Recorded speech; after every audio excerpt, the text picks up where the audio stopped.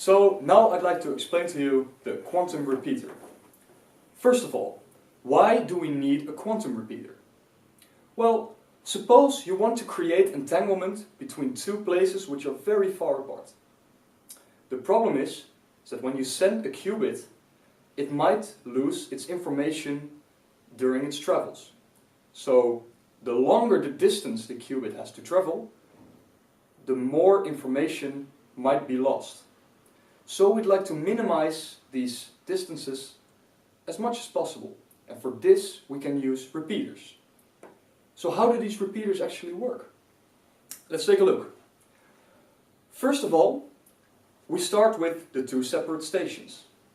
We have station Alice and we have station Bob. Alice has two qubits which are entangled. And Bob also has two qubits which are entangled. But the two stations are not entangled with each other. And this is where the repeater comes in, which is shown here in the middle. So for the next step, Alice and Bob both send one of their qubits to the repeater, which looks like this. Now, important to note here is that there is still no entanglement between Alice and Bob, because these two particles are not entangled. To create this entanglement, we need to do some clever operations. These clever operations are performed here in this black box.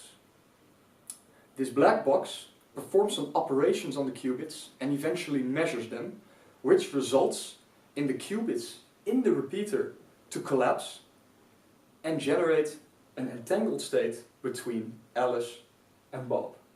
So you can see now that the two qubits which were there in the middle initially are now gone, and there is a pure entangled state between Alice and Bob.